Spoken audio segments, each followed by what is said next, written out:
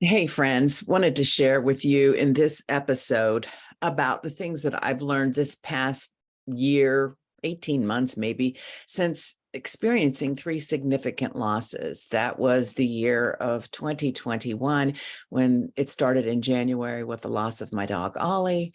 And then in May with the loss of my dad. And then in October, the loss of one of my best friends from childhood and my college roommate. And so I've completed that cycle of all of those losses with all the year of firsts, the first birthdays and anniversaries, and then death anniversaries, and all the holidays in between that could be very, very significant.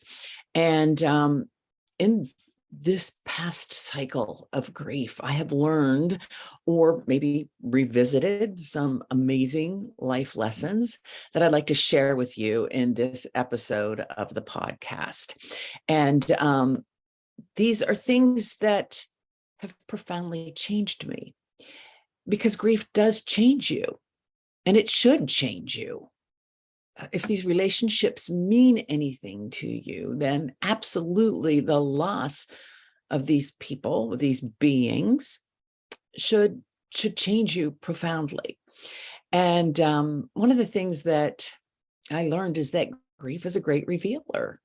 It truly reveals those people who are important to you and those people who really are not so important to you. And sometimes it's revealed in the way people show up for you or don't show up for you, which has happened in both cases for me, and maybe how I was able to show up or not show up for others in the midst of my grief, in my grief journey. So it's a lot of understanding in that way. But what I want to let you know is that, you can choose whether you're going to make adjustments in your life or not.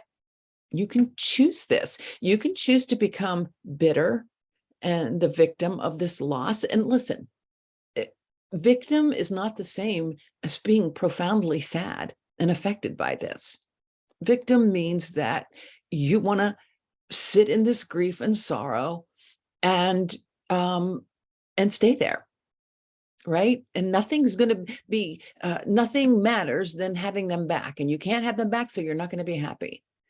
And so that's choosing to be a victim.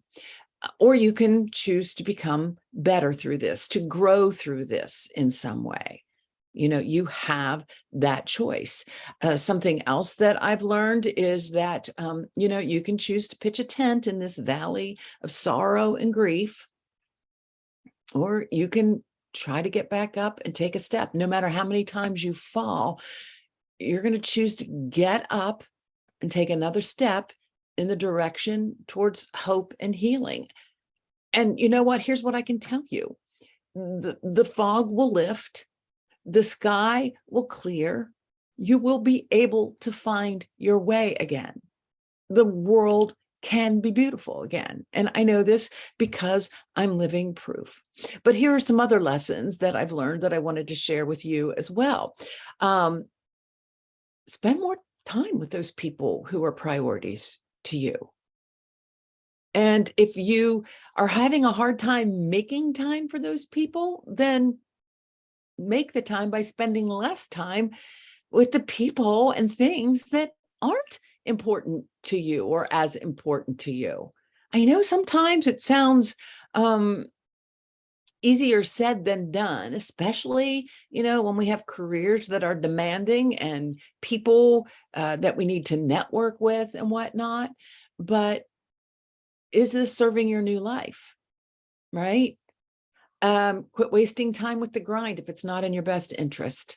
And I will tell you this, use that time during doing something that brings purpose to your life, or you feel passionate about, or even joy-filled about. And after losing my son, after losing my father, I've redirected my career both times after those significant losses. It almost feels like the career that I was in, those clothes just didn't fit me anymore, that I had changed in such a way that I was being moved in another direction. And so be open to that, right? If it doesn't feel right, at least, at the very least, explore it. I'm not telling you to go quit your job. I'm just saying, explore what these feelings are. Find out if these clothes still fit you. Find out if this is still something that you think you would like to think about changing in your life. Stop worrying about keeping up with people, and especially worrying about what others are thinking, because in the end, none of this matters. You can't take anything that you've achieved or accumulated in your life with you into the next life. You can't. And I just think that those people and those relationships that were most important to you are going to be those people that are going to be there for you through the thick and the thin. And we spend so much of our time worrying about what other people are thinking and trying to impress people that really aren't giving us a second thought. So that's a big one for me. Another lesson that I learned that was quite surprising is that losing a pet can be every bit as painful as losing a human. And I know that when you listen to this, especially if you've lost a child, or you've lost a spouse, or you've lost someone that's so significant and close to you, you say, Sherrie, how could you even compare? Listen, I have lost a son. I've lost a father. And I lost a dog this last year that probably was one of the most significant losses I've ever experienced in my life at any time. And that loss was equal to, and sometimes even more painful, to some of the other losses that I've experienced of humans. So don't discount the loss of someone's pet, because people can grieve that tremendously. And, I share these lessons with you because these are lessons that I have learned along the way. They're not the only lessons that I've learned, but these are profound lessons that I've learned in this last year. So, I just want you to remember that life is a gift. It's precious. Every chance that we have an opportunity to wake up and live another day is an opportunity for us to give thanks and an opportunity for us to share love in this world.